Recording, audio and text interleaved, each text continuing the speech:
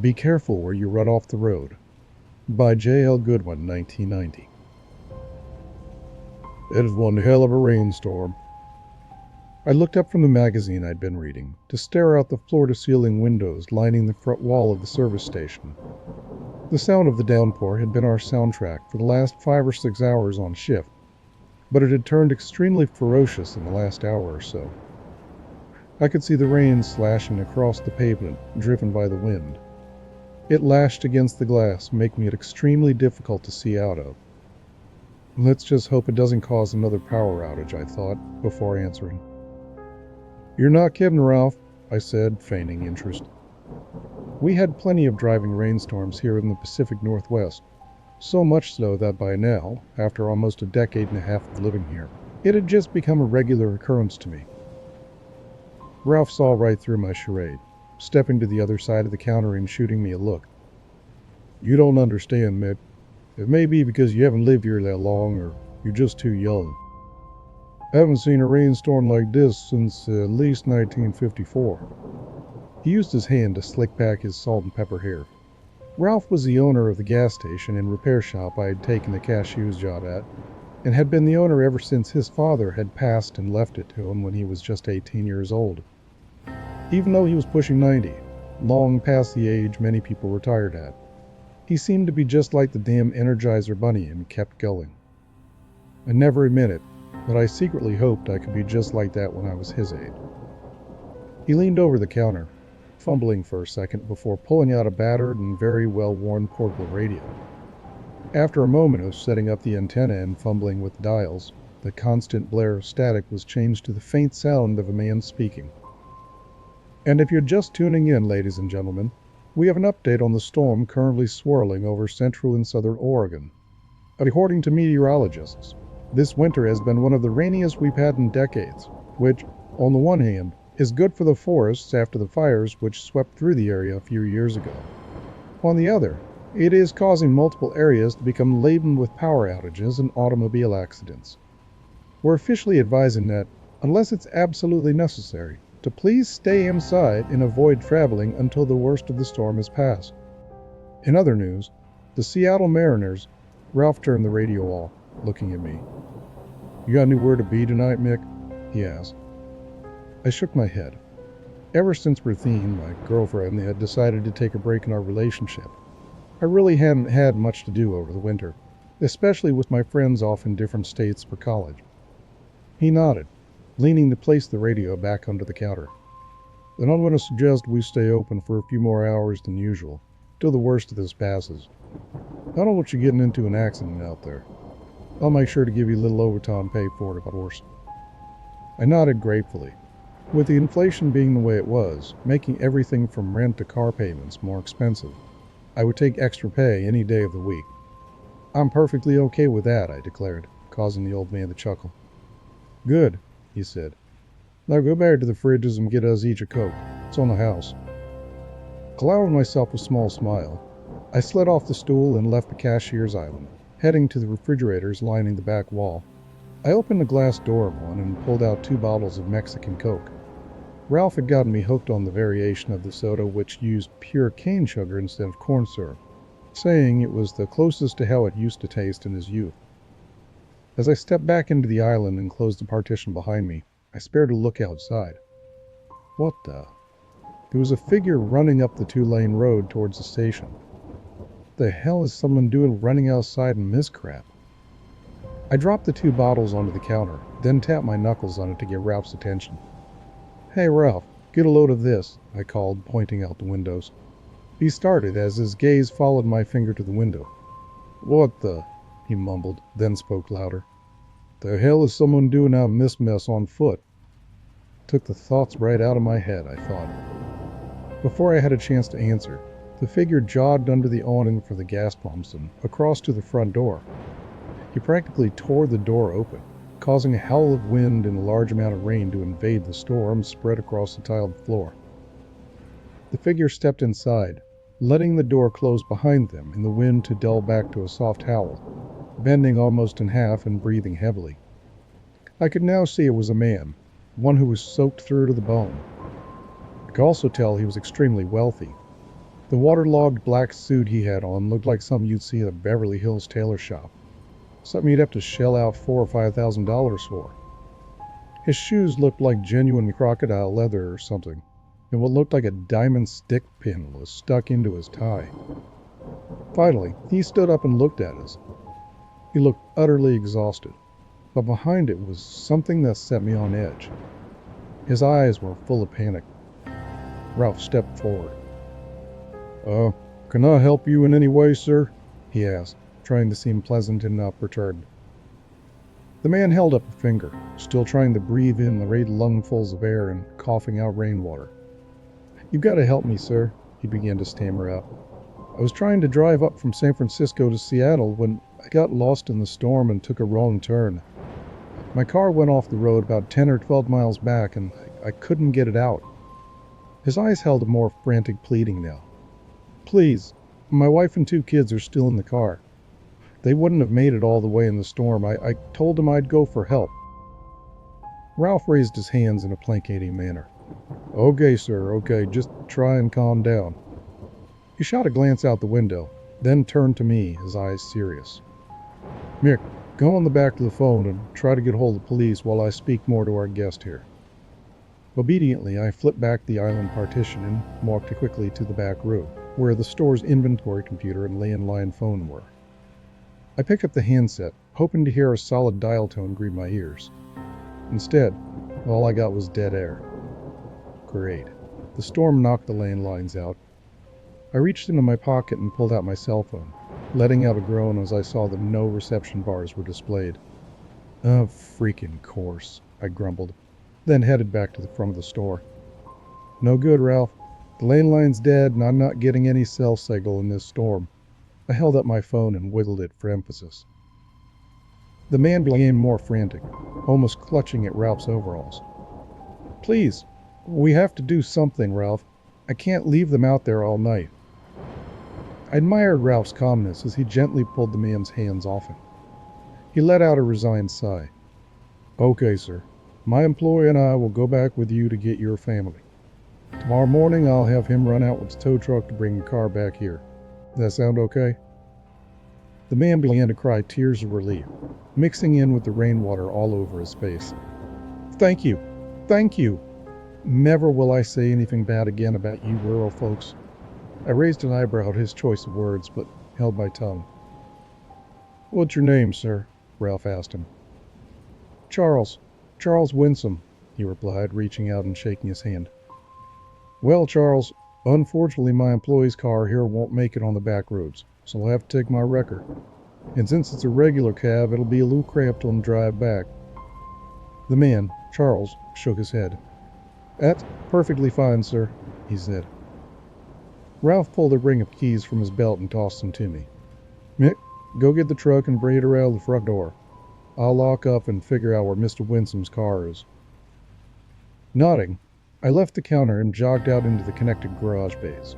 Ralph's tow truck, an extremely well-kept 1952 Dodge Power Wagon, sat in the far bay, the 2-ton black and tan paint glinting in the overhead lights, and its tow hooks swinging lazily. I hit the button to open the bay door, causing the wind and rain to roar in as I hopped behind the wheel and fired it up, the flathead inline-6 engine roaring in the bay. Jamming the truck into first gear, I pulled it out into the storm, hopping out into the driving rain to shut the bay door behind me before pulling the truck up next to the front door of the store. Through the rain-streaked glass, I saw Ralph and Charles dash out into the storm. Charles reached the truck first, pulling up in the passenger door and climbing into the middle seat of the cab. Ralph followed a moment later, heaving himself into the passenger seat. As he slammed the door, something on his face gave me pause. There was a look there that I'd only seen once or twice in the entire time I'd known him. Tension. Tension and worry. He looked to me, nodding. "Start heading east on State Highway 38, he said simply, before turning his head to look out the windshield, past the rapidly flicking windshield wipers. The man usually couldn't shut up, even in bad situations. The fact that he spoke so briefly made me feel increasingly on edge. The man told him something he didn't like hearing. I shook my head as I pulled the wrecker out onto the road. The hell did that thought come from? I pushed the thought away, focusing on keeping the truck in its proper lane as I squinted out past the rain, which the old vacuum-powered wipers did a poor job keeping off to last. For what seemed to be 15 or 20 minutes, but felt more like 2 or 3 hours, we drove in silence, only broken by the roar of the truck's engine and the lashing rain.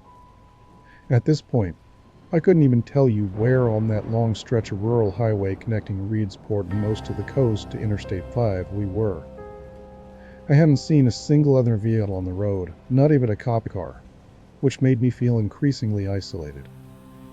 My mind began to drift off as I kept my foot down on the accelerator. It almost feels like we're the last 3 people left alive on Earth, I thought.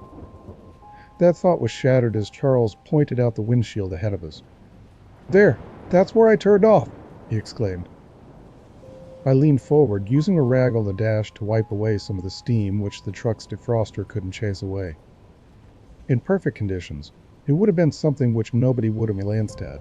It was so perfectly camouflaged among the trees lining the side of the road. In the downpour, it was close to impossible. I'd have driven straight by it if it hadn't been pointed out to me.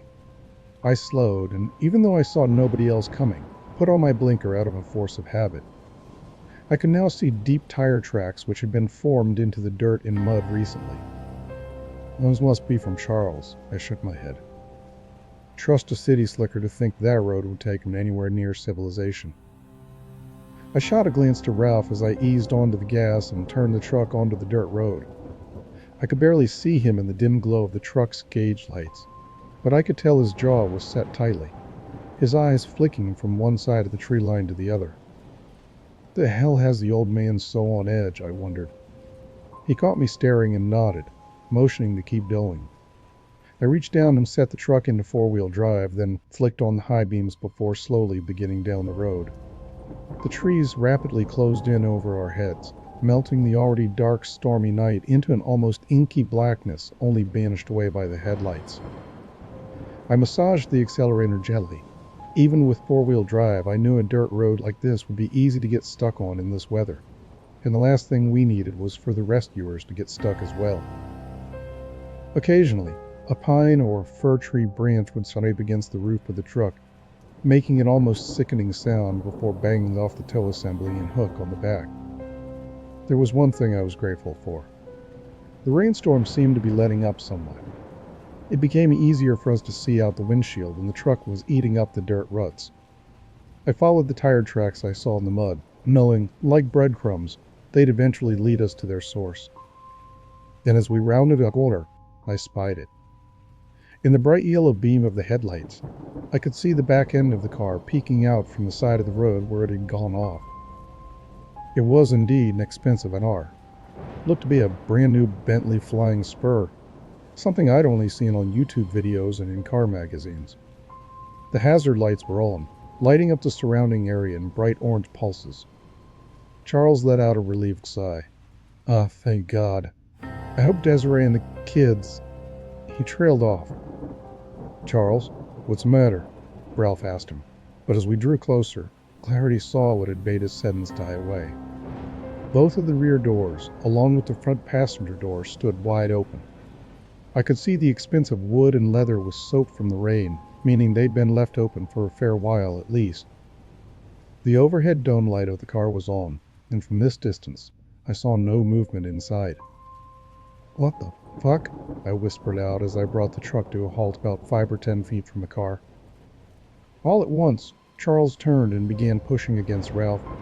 "Let me out! Let me out!" he yelled, his voice almost painfully loud in the truck's cabin. "Easy, Charles. Wait a minute," Ralph exclaimed, trying to hold the man back. But he'd already reached across to the door handle, pushing it open and beginning to crawl across him. A moment later, he dropped out of sight, falling to the ground with a squelching sound from the mud. I could hear him swearing as he fought to get to his feet. I began to open the driver's door when Ralph grabbed my arm. "Mick, stay close to the truck," he said, in more of a stern voice than I was used to. I shot a look at him, his warning sending a small shiver up my spine. "Why?" I asked cautiously after a moment. He didn't answer me, only pushing the half-open passenger door all the way open and hopping out. After a moment's hesitation, I leaned down, fumbling under the driver's seat for what I knew the old man stashed there. My hand came up a moment later, holding an old, well-oiled and well-taken-care-of revolver. I had been sent out on several tow jobs when Ralph and the other mechanics couldn't do it, sometimes to less than ideal towns around the area. I'd been told it was there if I needed to protect myself. Now kinda seems like one of those times, I thought as I twisted the door handle and launched myself out into the rainy night. The storm had definitely let up a bit now. The rain had slacked off, though it still hit my face and exposed hands hard enough to sting slightly. I tucked the revolver into my waistband, slamming the door and fighting my way through the mud and muck which had once been the road. Stepping around to the front, I positioned myself between the two headlights and looked around. I could tell instantly that something felt off. Even during a rainstorm, you can still hear the sounds of the forest all around you. Animal calls, crickets and cicadas, things of that nature. But aside from the wind and the rain, I couldn't hear anything besides the rumble of the wrecker's engine idling. It felt like the entire forest was holding its breath, and it made another shiver surge through me. Attempting to focus, I took a few steps forward, seeing Ralph come into view in my peripheral vision. Charles had already made it to the back of the Bentley, reaching out and gripping the rear quarter panel with one muddy hand. "Desiree!" I heard him call. "Maxwell! Chloe!" He stuck his head into the car's cabin for a moment, then pulled it back out. "They wouldn't have left the car," he exclaimed, looking back at us as if we had the answers he searched in vain for in his own mind. "Where the hell did they go?" I saw him look further down the road, then out into the forest. "Desiree!" he screamed, cupping his hands over his mouth. "Max! Chloe!" After a moment, he began down the steep hill. The car leaned halfway over onto the forest floor below. "Charles, wait!" Ralph yelled after him, but he seemed to either not hear him or ignored him. For a moment, Rufine's face flashed through my mind, her platinum blonde hair soaked with rain and her blue eyes peering around worriedly. I knew how I'd feel if I'd come across my car in a state like this, with the passenger door wide open after leaving her safely inside. The emotions the image carried pushed away Ralph's warning, along with any negative feelings I had about the wealthy man, and I strung forward until I too reached the Bentley. I heard the quiet rumble of its engine still running, and spared a glance inside, seeing no sign of life among the brown leather and wood. Then I reached down to my belt and pulled a waterproof flashlight from it.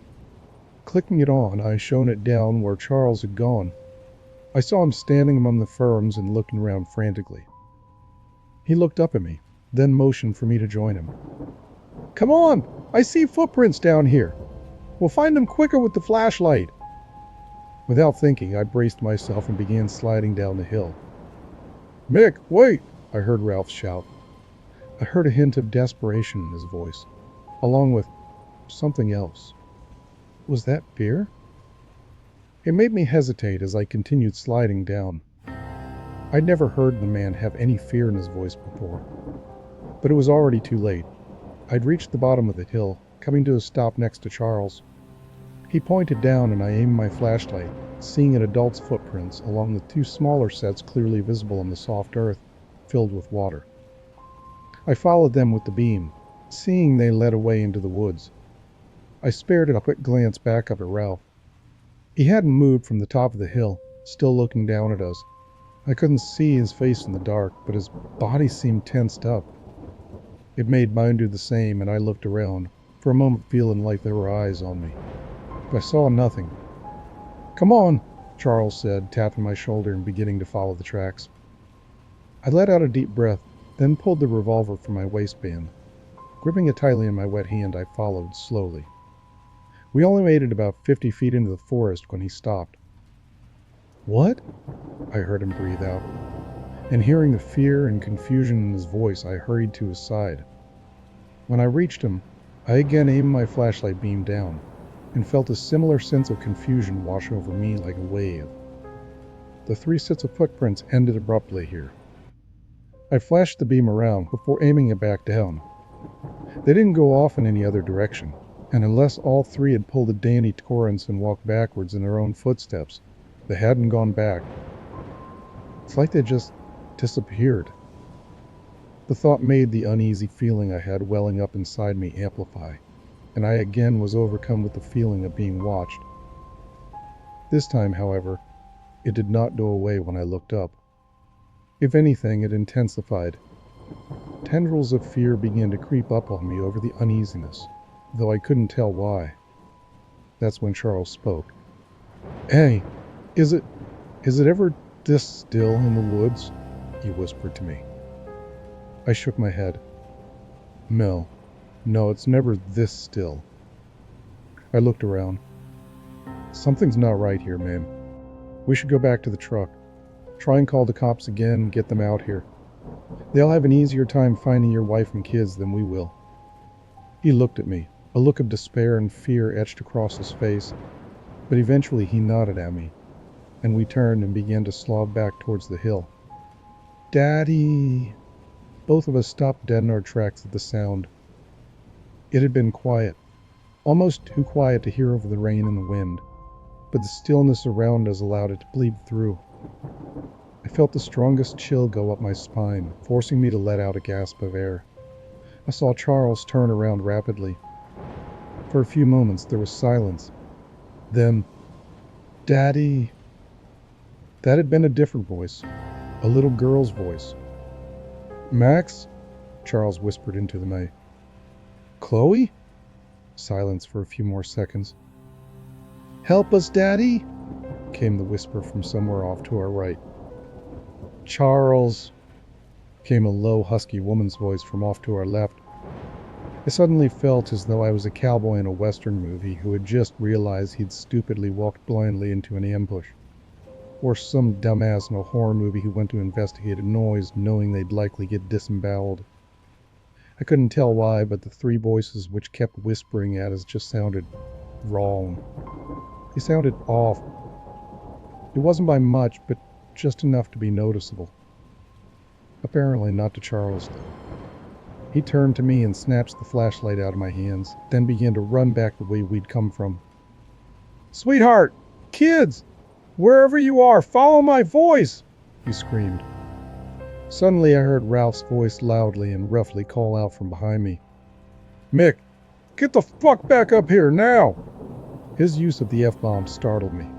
The man was old-fashioned to a T, and that included the rare, if any, use of swearing. It sent a new staple of fear through me, and I began back up towards the sound of his voice. "Charles?" I called out. But just as quickly the sound died in my throat as I saw a faint light appear, first from one direction, then another, until I saw multiple faint blue lights coming in our direction from everywhere out of the forest. I felt my jaw drop open as I stared at what emerged into view. "What the fuck?" I cried out. If you're old enough to remember analog television, you'll remember how, when nasty storms came through the area, it would cause the screen to fuzz in and out with static and snow. How, faintly through it, you could sometimes see the figures of the people on the stream, just an outline visible. That's what they looked like. I could see the faint, human-like outlines, as they almost seemed to glide forward just above the ground. But there were no definitive features to them. Instead, their bodies seemed comprised of actual static. I could see the flickering lines moving from one side of their figure to the other. I couldn't see any eyes either, but I got the definite feeling they could see just fine. In my mind, I'd pictured wendigos or something appearing from the tree line to leap at us when the feeling of fear had washed over me. But the feeling these things gave off was infinitely worse. I've never felt such dread and fear in my life as I watched them approach us. That was when I began to hear the whispering. It was soft, like a lover calling to their partner from the bedroom, but it held such sinisterness to it that I almost felt as though I'd pissed myself. I heard first a single whisper, then another, until it became almost a deluge of overlapping whispers. I couldn't tell what they were saying, and I'm honestly thankful for that. I already wake up in a cold sweat almost every night just from the inaudible whispers in my dreams already. And then a distinct whisper cut through them. "Daddy!" It was Lou Boy's voice, and instantly, I knew it had to belong to Charles's son because of his reaction. He stumbled forward more, and I heard him begin to sob. "Max," he whimpered out. "Join us, Daddy," I heard the whisper of a little girl call. The woman's voice spoke again. "It's so beautiful, Charles. Join all of us, so we can be a family, forever." I saw the man fall to his knees as the flickering shapes began to encircle him.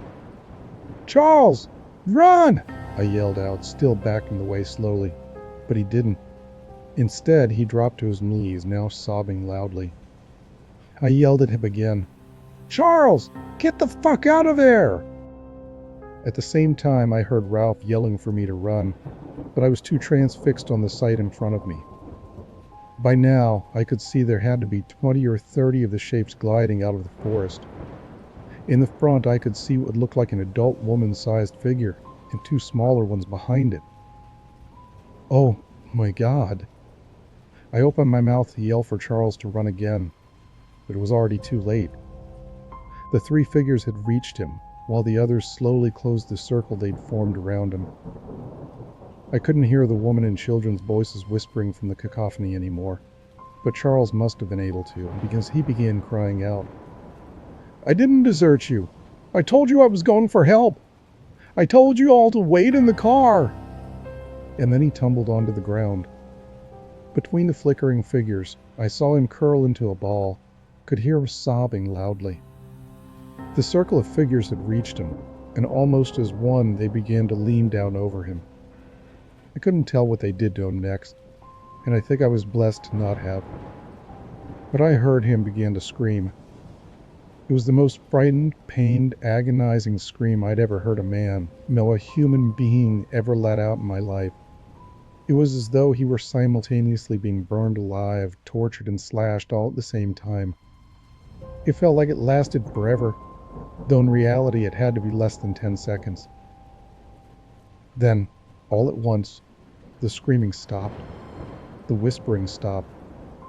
The forest went entirely still again, a deadly silence this time. I had frozen still at the man's scream, and barely letting out any breaths, I slowly brought on my right foot and stepped backwards, trying to make as little noise as possible. Crack. I froze as my foot came down on a branch, the sound of it breaking, shattering the stillness. Oh no. I knew I'd just made a terrible mistake. The figures had still been crouched over where they'd done whatever they'd done to Charles. But now, one stood up, turning to look at me. It was close enough now that I could see something, which to this day I wish I hadn't been able to. From a distance, I'd thought they'd had no visible eyes, but now I could tell it did. They stood out among the flickering blue static because they were as black as coal, as black as I'd felt the deepest pits of hell must look like. And they held a twisted, predatory look to them, the way a tiger might gaze at his next meal. "Oh, fuck me," I whispered out as more of them stood back up and looked back at me, raising the revolver to point at them. I doubt that it would do anything to them, but I was not going to go down without a fight. That's when I heard a whisper cut through the rain. "Mickey." I felt frozen to the spot, and I swallowed hard. "Ruthine?" I forced out between my lips. I knew she wasn't anywhere near here. She was up the coast at her friend's house in Florence. And yet, I know I heard her voice. The British accent had been unmistakable. "Mickey, help me," her voice called out again. For a split second, I swore I saw her face appear out of that blue static in one figure's face, and I felt myself begin to cry. "No, how is that possible?" "Mick, listen to me. Turn and run, my boy, before they get to you," Ralph screamed, his voice snapping me out of the trance-like state I'd been in. Ruthine's face disappeared from the figure, and I saw them begin to move towards me. I felt in control of my feet again, and I turned, feeling as vulnerable as ever, having my back to the things, and began sprinting through the grass, moss, and muck.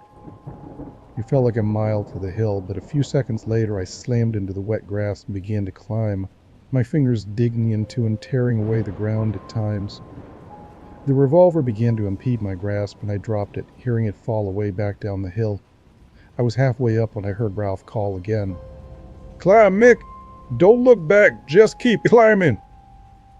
For whatever dumb reason, I still don't know why, hearing that made me do the complete opposite and look down, back towards the bottom of the hill. And I screamed. All of the figures had reached the bottom and were beginning to climb rapidly after me. One thing I could tell now as they used their hands to dig into the soil was that their hands ended in what looked like black claws. "Oh, fuck my life," I screamed inside my own head. And then I felt a hand seize the collar of my jacket. I screamed louder as I felt something drag me up the hill roughly, until I was lying on my back in the mud of the dirt road. Ralph's terrified face appeared over me, and he reached his hand out. After a moment's confusion, I shot my own out and took it, being dragged to my feet by the old man with more strength than I ever knew he had. "Get back in the truck," he yelled, then shoved me forward. I didn't hesitate this time. I turned and sprinted for the truck, hearing him follow close after me. Grasping at the handle, I tore the driver's door open and hauled myself up into the cab, Ralph doing the same on the other side. We slammed the door shut, and I reached down, grabbing the shifter in shaking hands and wrenching it into reverse. As I did, I glanced up and out the windshield, and screamed again. The Bentley was now completely surrounded by the figures. There were even more now than there had been at the bottom of the hill. I don't know exactly how many, but I'd say at least 50 of them, if not more. They stood, their bodies shimmering as their coal black eyes watched us. Then they began to move forward. "Go!" I heard Ralph weakly call out through the ragged gasps due to running, and I slammed my foot down onto the accelerator, the thick, chunky off-road tires digging into the mud and dirt, shooting the truck backwards. Slowly, the shimmering shapes began to fade away in the distance. Why they never followed, I'll never know. Maybe they knew they didn't catch us. Or maybe they'd already had enough with their prize, Charles. All I know is that I kept my foot down until I was able to turn the truck around, and then tore down the dirt road until we came back to the main road. I'm fairly certain I never let up off the gas until the two of us made it back to the station, where we both spent the rest of the night. The next morning, when the phone lines came back on, Ralph telephoned the police. He told them Charles had come through the station, asking for help, but instead of telling the truth about taking him back, he strangely lied, something he didn't ever do, and told them he'd ducked back out after we'd refused and headed back the way he'd come. When I asked him why he'd done that, he refused to say anything. The only thing he would tell me was this: "I've lived in this area for almost a century, Mick. Forests out here hold some secrets that should never be known, and they contain creatures that humans should never come across." When I pressed him on how he knew about whatever those things had been, all he would say is that he'd seen them once before many years ago while out hiking with someone. He wouldn't tell me who, but the photo I've seen on his desk, one of a much younger version of himself, standing with his arm around a smiling young woman I've never seen before, one wearing an identical wedding ring to the one I've always seen on his hand, gives me an idea. The cops found the Bentley the next day, the door still open as they had been that night. They found the footsteps leading down the hill. They even found Ralph's revolver, the sheriff giving it back to him a week later with a strange, knowing look. They never found a trace of Charles or of his wife and children. I honestly knew they wouldn't. It's been almost 4 months since that hellish night. I'm still working for Ralph. This man saved my life that night. I could never repay him enough for it.